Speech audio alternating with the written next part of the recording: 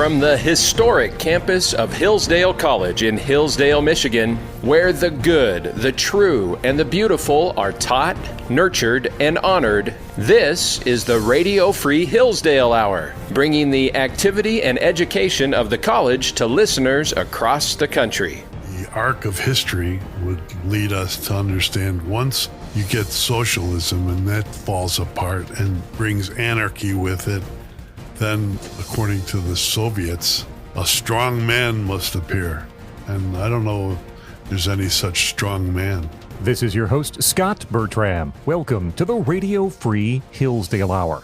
That was John Kass, legendary Chicago writer, journalist, and columnist. We'll talk in depth with him today about his experience in Chicago media, what he's learned along the way, and how Chicago can warn the rest of the country about the consequences of bad government. Also, later on in today's program, Matt Mehan from Hillsdale in D.C. will talk about the high purpose of children in American society. First, we're joined by John Kass, longtime writer, reporter, and columnist in Chicago. Now, independent, you can find him at johnkassnews.com. That's John, K-A-S-S news.com. John's here on campus as part of our CCA lecture series on journalism. John, thanks for joining us. Thanks for having me. It's a pleasure to be with you today. I've read you and the Chicago Tribune, where you worked previously for decades now, and it's a pleasure to have you here. You've written about Chicago for a long, long time. Started at the Tribune in 1980, so you covered the council wars of the 80s and the dailies and Rahm, thousands of columns. The Rahm father. Yeah, that's right. Your podcast is called The Chicago Way. What does that mean? What's the Chicago Way? The Chicago Way comes from the movie The Untouchables.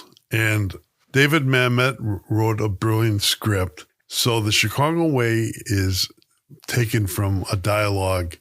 Sean Connery is playing the old copper, Chicago cop, and he's telling a young Elliot Ness, played by Kevin Costner, how to get Capone. And he says, he takes a knife, you grab a gun. He sends one of yours to the hospital, you send one of his to the morgue. That's the Chicago Way. And it is true. That is the Chicago Way. Is that ruthlessness perhaps the defining feature for you when you think about Chicago? Is that what you think about first? I don't see myself as a ruthless man. I see myself as a Christian, as a kind person. But yes, that is the Chicago Way, which is the name of the podcast, is about ruthlessness, and that's the politics of Chicago. Let's revisit how you ended your time at the Tribune, which was in 2021. And this could be an entire conversation in and of itself, but it speaks to how newspapers are run these days and who really runs newspapers these days in many places. It started with a column that some of your colleagues didn't like, particularly in the union at the Tribune. So kind of take us through what happened. Anarchy was breaking out throughout the United States. If you can think back to the 2020s, the summer of love, it was terrible.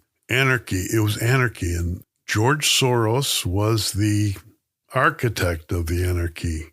He supported candidates for office, and it was really relatively inexpensive to do based on running other campaigns. He wanted to decarcerate the jails. Now, I'm mindful of what Christian teachings are with respect to visiting people in prison and having kindness toward them. But if you don't put people in jail, especially you get a repeat offender mentality, and innocent people, women, children, men, are destroyed by the predators. And this incensed me. So I had enough, and I started writing about George Soros. Now, the Jacobin, I use that name for the Tribune, the union, the newspaper guild. The union did not like me confronting George Soros. And as a result, they got a little feisty and they defamed me and demanded that I be removed from page 2, and they demanded that I attend what I call, and anyone who studies communism would know of, as a struggle session. They wanted me to stand before them and apologize. And my only response to an editor was, I'm not apologizing. And there you go. They were successful in removing you from page 2 before you left. And I thought it was interesting because the paper had to insult its readers to make that happen. They had to say, the readers are not sophisticated enough to realize what's written as opinion on page 2, which had been for decades, not just you, but other writers at the Tribune. So now we have to relegate all of our opinion to 2 pages in the back of the first section. They had to say their readers couldn't figure out what was news and what was opinion anymore. You know, my big fat Greek head is a picture right above, right under the column. Yes. You might want to think of that as my opinion, and it was, but they didn't like my opinions. This is the left. And it started, I think, when they created Barack Obama as a plaster saint. Mm-hmm. Hagiography, the creation of saints, is something that newspapers should not involve themselves in, but they did because it became necessary to do the propaganda. And that's how the newspapers lost their way. John Kass with us. You can find him at johnkassnews.com, longtime writer, reporter, columnist with the Chicago Tribune. After leaving the Tribune, you ended up at johnkassnews.com, one of many journalists who have gone independent that we've welcomed here to campus. What do you think that you gained in that transition? What do you like about writing for yourself at johnkassnews.com? I don't have any insect leaning over my shoulder telling me what to think or what to say. Liberty and truth are the ideas behind Hillsdale College, and with all due humility, I believe in that as well. You're here on campus, part of our CCA lecture series, speaking specifically about the decline of trust in mainstream media. Isn't it good that they didn't say faith? Yes, yes. Can you put a finger on when that started? When did people begin to lose that trust in media? When we began to elevate Barack Obama to the status of a demigod, at which point I realized they weren't talking about Barack as a man, because a man with flaws is running for president. They were talking about him as Pegasus, rising from the sea foam. They were creating a god of him. And in a sense, I went to his, I've known him for years. I went to his inauguration. I went to his speeches. I attended those and watched them. And I knew him well. He's from Chicago. Mm-hmm. And he was a phony. And they didn't want, this is partly why I think the left in Chicago hated me so much. I didn't buy into the whole Barack Obama as a demigod. When people say they don't trust the media, what do you think they really mean? Because hopefully they trust you. I should hope so.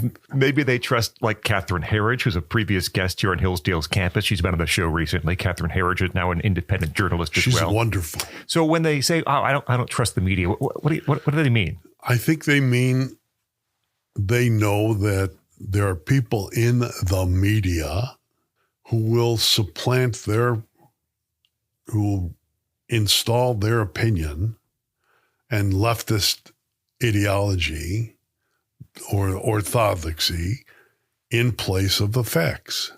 Now, we have had a president who ordered the FBI chief and the CIA chief to, according to the records, lie and put forward a different story that this man was, that Trump was an agent of the Russians, a tool of the Russians. And the fact is, he was not, and they knew it, but they still manufactured this. And on top of it all, the New York Times and the Washington Post each received Pulitzer Prizes which diminished forever. If you thought Walter Duranty was bad, forever the Pulitzer Prize. And it's not worth anything now. But that's what happened. And that's why people lost faith. We'll continue with the great John Kass in just a moment. First, I want to make sure you know about the brand new Hillsdale College online course, Classical Logic and Rhetoric. We talked recently with Dr. Benjamin Beyer, your teacher for this course. Human beings are unique among the animals in our ability to think and speak. This course will help students hone those activities that most define our humanity. Logic helps us slow down and evaluate our ability to know the truth and understand the world around us. Rhetoric allows us to refine our ability to persuade others in both written and oral communication. In short, this will help you think more clearly and speak more clearly.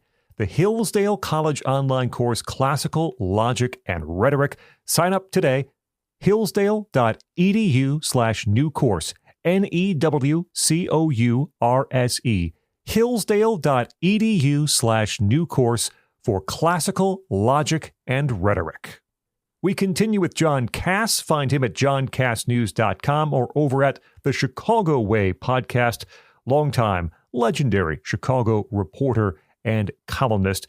John, I want to ask a few things about Chicago that perhaps a larger audience needs to be exposed to. Yeah. Chicago for years politically was ruled by the Dailies and Mike Madigan, and their power has been... Mike is in prison. Mike's in prison. Mayor Daley's been gone for a while. His brother is not the player he once was. With their demise, a power vacuum existed in Chicago. Into that stepped the Chicago Teachers Union, and you've written about this often. Very good. How did the Chicago Teachers Union become the most powerful union in this country? Well, they are the Democratic Party now. They decide whether you're going to succeed as a candidate or not. And everyone kisses their behind if you want to run in those districts. How did they become powerful? President Roosevelt warned about the public sector unions. He warned us about them, and no one took him seriously. And that's what we have. Mayor Brandon Johnson. So Chicago has Rahm Emanuel. Rahm father is mayor, and they don't like him, and he's too gruff and rough, and there's some police scandals under his administration, and then so he is unpopular. A boy was killed, and he covered it up. Yeah. So he was so unpopular, he decides he's not going to run again. And you have Lori Lightfoot, who the people elect, and Lori Lightfoot is not competent to serve as mayor, and people realize that, and they vote her out in a primary where she receives like 17% of the vote among Democrats. Right. And now you have Brandon Johnson, who still is a Chicago Teachers Union member. He's on leave at this point as he serves as mayor, right? But Johnson's in, and he's a socialist.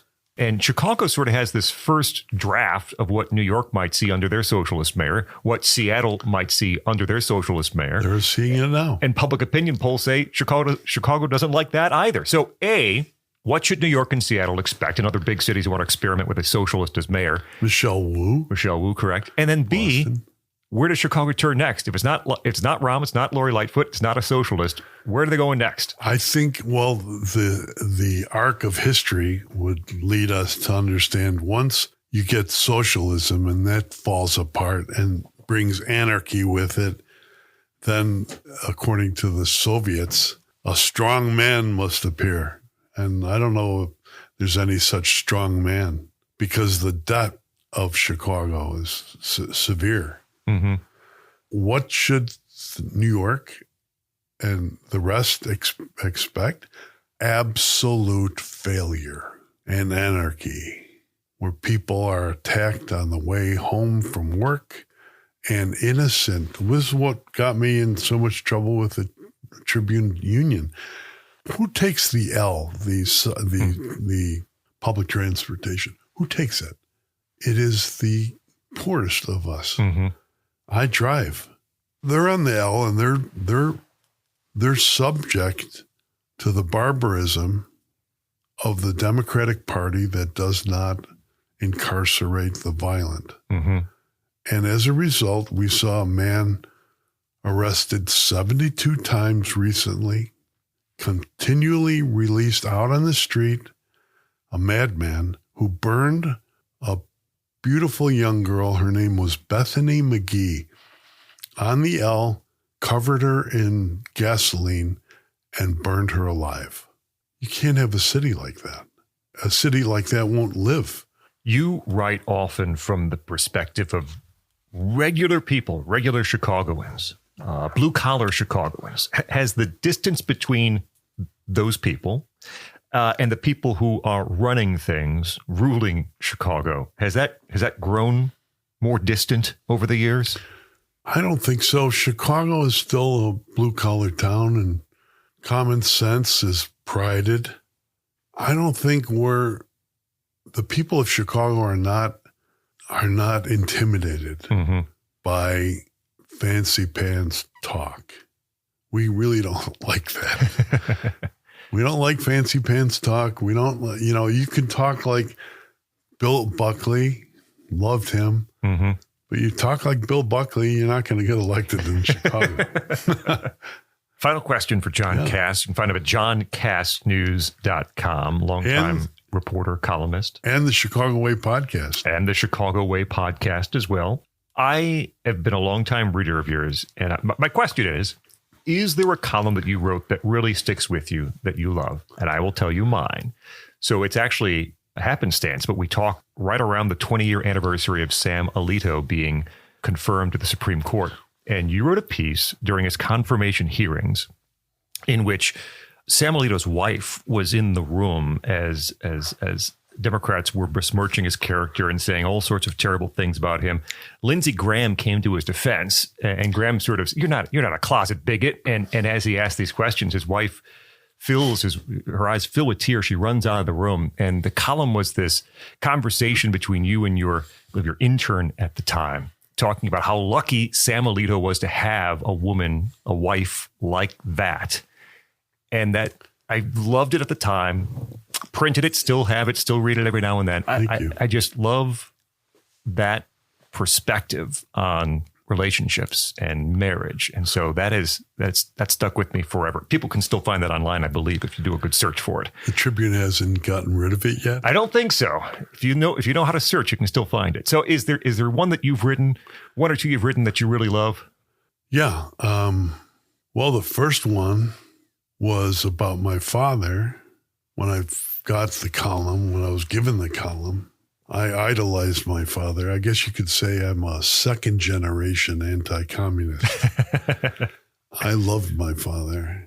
And I just wondered what he'd think of me being on page 2, immigrant, son of a peddler, always giving the back of the hand, all of us. Immigrants, that's what happens to us. I'm not complaining. That's part of the gig that we signed up for. And the other column I think that I always remember is one that I rewrite every day, every year at Christmas Eve. It's called O Holy Night. And it is taken from the petitions of the Greek Orthodox liturgy, Kyrie eleison for all the parents in the world, all the children, Lord have mercy, Kyrie eleison. It runs throughout. And once editor, I know it's not funny, but my managing editor, James Patrick O'Shea, came up to me and said, John, this sounds like this reads kind of like a prayer. Prayer in the paper. Right? Yeah. And I just looked at him. I said, really? John Kass, longtime writer, reporter, columnist at the Tribune, previously now writing independently at johnkassnews.com. That's Kass. Also find him at the Chicago Way podcast as well. John Kass, a guest here on campus as part of our CCA lecture series here on journalism. John, a pleasure to have you here on the Radio Free Hillsdale Hour. It's such a pleasure. And please, may I offer one thing?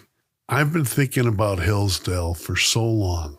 especially with the illness suffered from by Victor Davis Hanson. And I just think we need to pray for Victor because we need his clarity, especially now. And we need his clarity because Hillsdale represents, in the dark ages, there were such places with high walls that students could come to safely and study. That's what I see as Hillsdale. Thank you so much, John. Thank you. Up next, Matt Mehan from Hillsdale in D.C. will join us. We'll talk about the higher purpose of children in American society. I'm Scot Bertram. This is the Radio Free Hillsdale Hour.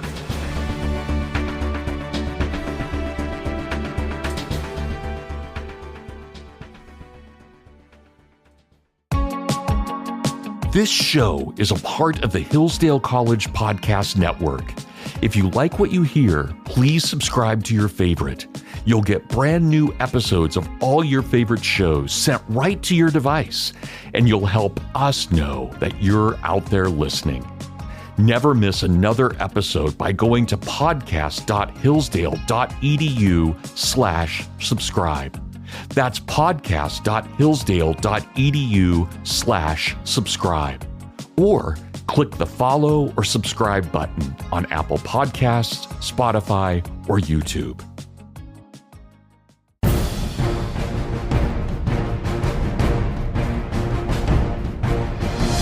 Welcome back to the Radio Free Hillsdale Hour. I'm Scot Bertram. We want to say hello and welcome to our new listeners on our new affiliate, 92.3 The Hub, the voice for freedom in Lubbock, Texas. And also new listeners at KBOI AM 670 FM 93.1 in Boise, Idaho. Thank you for listening to the Radio Free Hillsdale Hour. We're joined by Dr. Matt Mehan. He's Associate Dean and Associate Professor at the Van Andel Graduate School of Government at Hillsdale in D.C. Dr. Mehan, thanks for joining us. Thanks, Scott. Discussing today something you wrote for Heritage.org, part of their first Principles series on the higher purpose of children in American society. And when people read this, they'll be welcomed by the story of George Washington grieving the loss of his stepdaughter. Why did you choose to begin with this story of parental love and parental loss in this essay? Yeah, that's a great question. I wanted George Washington, the father of the country, at the head of this essay because it's a look at the founding fathers and the phenomenology of raising children and how that energizes or even animates the entire American Republican system of limited government. And he's the tough case because he had no child. And so it's like, no, he's a political figure. But it turns out he actually adopted Patsy Custis, and not just in law, but in heart, and became her father and loved her dearly. And when she passed away from some kind of aneurysm, he was grievously wounded by the loss. And that, to my mind, was an important sort of image because at the end of the day, why what I'm arguing here for the higher purpose of children in the American Republic, why it's important is because of the adoptive power of love, is that the family gets adopted out into the community. And so the community is one of adopting families, right? Through marriage, but also through basic love and service to the family. You push back hard in this research on the idea that children matter because they're going to grow up, they're going to join the labor force, they're going to get jobs, they're going to increase the tax base. What gets lost when we are talking about children only in economic terms? Yeah, it's basically treating children as adults without any kind of recognition of their relationship or their personality as sons and daughters or nephews and nieces. So it's just looking at them as if they were already adults. But that's like half the show, right? Half the show is them raising children as fathers and mothers and being sons and daughters. And once you expand the actual Republican experience beyond the workplace and the economic output, 8 hours a day, very important. But it's what about the weekends, right? And the other rest of the day? then you start to see, oh, actually, the value, the importance, the benefits of children go far beyond sort of, the economic man. And that's what I wanted to, and more importantly, that way of thinking about it is too low to inspire anybody to care, right? It's like, because what we're having an immigration debate right now is, well, we can just import other workers. Yeah. Like, who cares? Right? Just get other workers from other countries. No problem. It's like, well, hold on. There might be something really important about children and family that sustains the goodness of our government. One of those important things, one of the central claims, is how children help hold the republic together. They create bonds of justice and affection, responsibility. How does that presence of children change the way that people relate to each other in a community? So this sounds so dumb. It's one of those self-evident truths that when said, you're like, yeah, of course. And people get annoyed because like, why am I even agreeing to this? It's so common sense. It's like, well, it turns out we have some uncommon senselessness. So let's just return to some common sense, which is when a child enters the world, relationships are instantly made. You have a grandfather, you have a grandmother, you have a nephew, you have a niece, you have an uncle, you have a mother, you have a father, you have a neighbor. All of a sudden, there are all these relations. And you're like, yes, great. Any human being creates those relationships. Yeah, but those human beings come out of family life. Once you start to see that weave, and then it extends into social and economic life. Now you're a classmate, you're an alumnus. Now you're the lead pitcher on the baseball team, et cetera. This all becomes the relationships that in Republican government we used to refer to as the complexa caritatis, the complex of charity, the complex of loves, the interwoven network of loves that are in civil society. Now you say like, we used to call it that. It's like, yeah, everybody knew this. Before 1950, everybody knew the complex of charity. They would have known exactly where it came from. Book 1 of Cicero's On Duties. Most people had it memorized. Any serious citizen was studying it. This was the norm. And what they understood from that is it's precisely this complex of loves, which you benefit from and feel very good about and very grateful about. That's the engine of all civic and social duty. Thank you for loving me, Mr. Street Sweeper, Mr. Garbage Man, Mr. Coach, Mr. Teacher, Mom, Dad, Uncle, Aunt, brother, sister. All of those relationships are what foster a sense of givenness and gratitude, which then is the engine for why you would give back.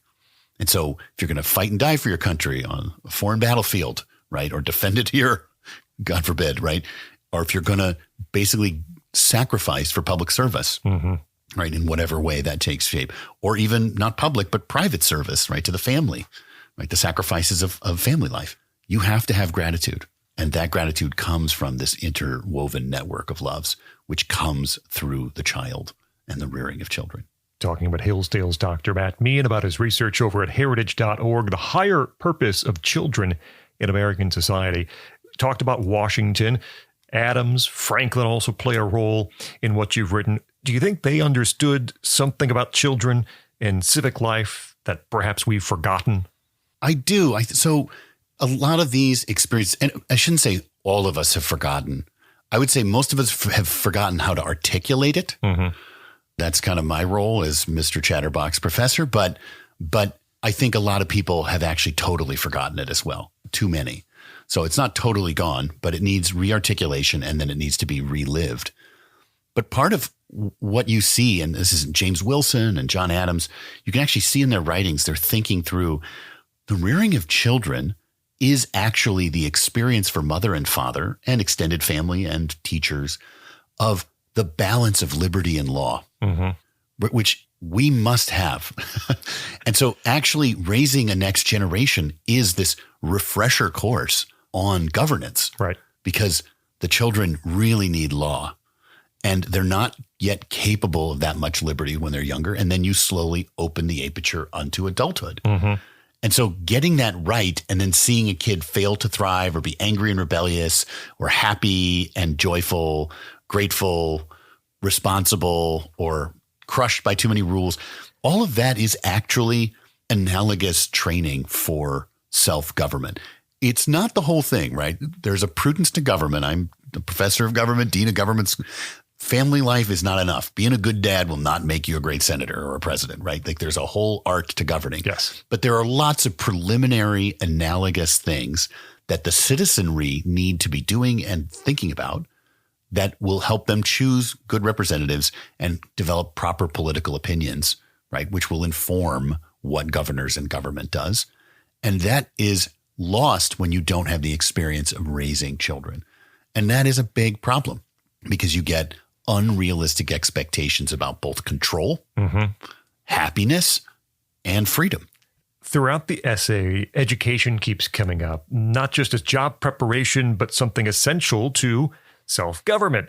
What kind of education do children need if our republic is going to last? They need a liberal arts education, but they need one that understands the arts of liberty, which is the same old Latin phrase from Cicero, just translated in two different ways, because it's two sides of the same coin, right? A walled city is still open to the sky. So there has to be a transcendent view to education that is open to the immortal soul and an afterlife, that we are not made for this world alone. And then there has to be a very serious civic component, rhetoric, communication, persuasion through speech to the truth. Otherwise, it's all jackboats, Nazis, and despots, right? You have to have law is a liberal art, much forgotten in our day. Even in the classical ed movement, that's still not quite fully understood. But it was understood that obviously some law must be brought forward because that is part of the arts of liberty, right? You have to live by law, and that's how you find basically an eye for the divine law and the eternal law and the natural law, right? And the jus gentium, the laws of peoples, how we treat one another, right? And thus common law, constitutional law, and positive human law. And then custom, right? And then habit in the family and all those things, right? It's very important to think about law and be a people of law. That is Republican. So that's a very broad brushstroke of what's needed. But I do think that's the viewpoint we should have, with an eye not just to knowledge, but to praxis, both. Talking with Dr. Matt Mehan about his work over at heritage.org, The Higher Purpose of Children in American Society. We hear a lot about falling birth rates here in America, usually framed as, again, an economic crisis. The economy is going to suffer, or entitlement programs will suffer. What does a declining regard for children say more perhaps about a society's sense of meaning or purpose? So I mentioned briefly in the white paper, P.D. James's The Children of Men, which is the kind of speculative rhetorical exercise of what would happen if there were no children in society. And it turns out that because there is no need to propagate the way of life into the next generation, there is a kind of sad carelessness that sets in, where it's like, what does it even matter actually? And so liberty, free government, the ability to have enough room and enough guides, both law and liberty, to create raise new human beings that are fully formed and mature. It doesn't really matter. We're all formed already. We're all adults. So who really cares? Just let somebody else handle that and just eat, drink, and be merry, for tomorrow we'll die. The transcendent is gone.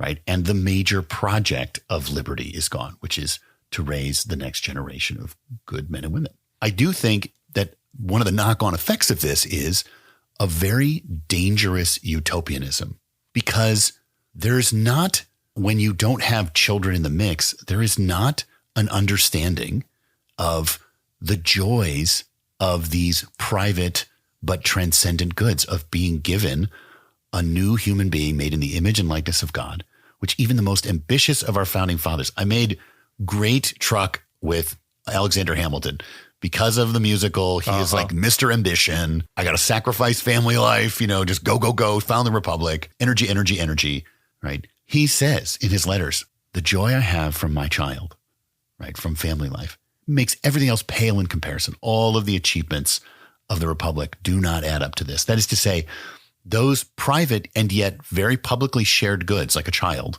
into the city, right? But also transcendent goods of raising a new immortal soul into this life and the next to pursue happiness beyond the grave.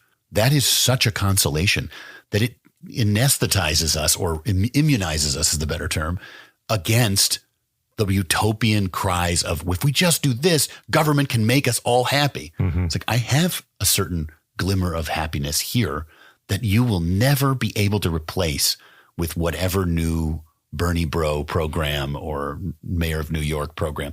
That will never do it. And so an entire citizenry of single people is much more liable to utopian, crazy political adventure. Milton Friedman talked about this. I think it was in relation to the inheritance tax, long ago in late 70s, but essentially was saying, as an economist's economist, it makes no sense to him, but people are far more concerned about the quality of life for their kids and what they're leaving for their kids than they are for themselves. And that changes a whole, a myriad of policy prescriptions in the way you view any number of issues. No, that's right. It winds up, you can even see it in Supreme Court dicta, like Wisconsin v. Yoder, I bring up in the paper. The entire Republican commercial limited government project of America is basically the love of parents for their children, industriously uniting with other parents in order to secure those goods for all, right? In union. That's the game.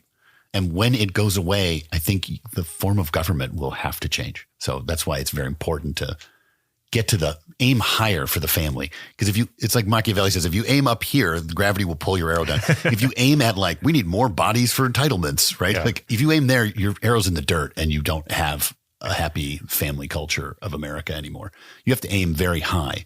And when you do that, maybe you'll get, some enriched entitlements and some more people.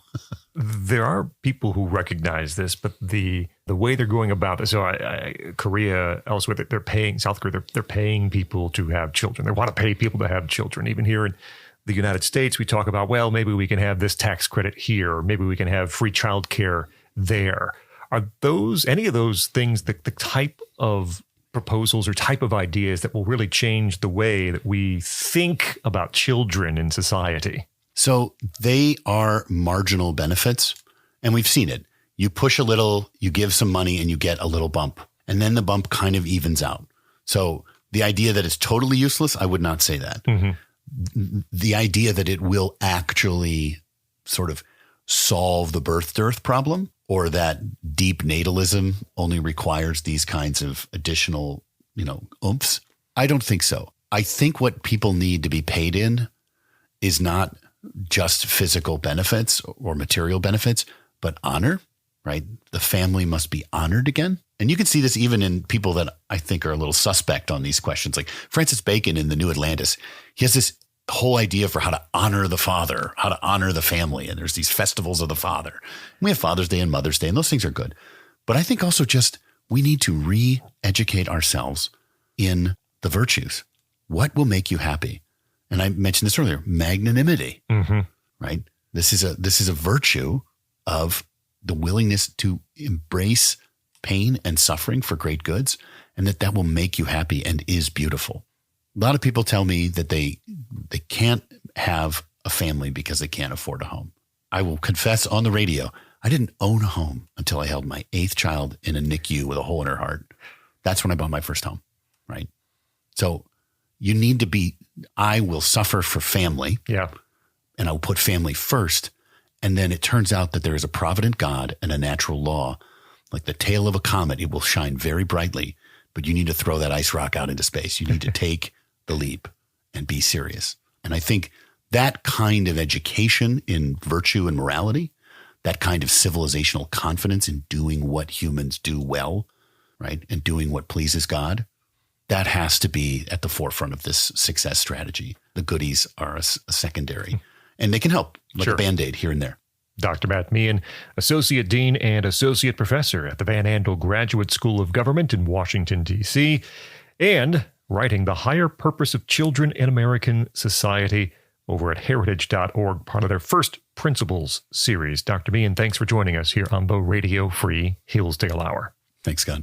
That will wrap up this edition of the Radio Free Hillsdale Hour. Our thanks to John Kass, legendary Chicago reporter and columnist. You can find him at johnkassnews.com. Also, the Chicago Way podcast, and Dr. Matt Mehan from Hillsdale in D.C. The Radio Free Hillsdale Hour is recorded at the studios of WRFH, the student-run radio station at Hillsdale College. Remember, you can hear new episodes every week on this station. You also can find extended versions of some of our interviews or listen anytime to the podcast. Find it at podcast.hillsdale.edu or wherever you get your audio, including YouTube. Until next week, I'm Scot Bertram, and this has been the Radio Free Hillsdale Hour.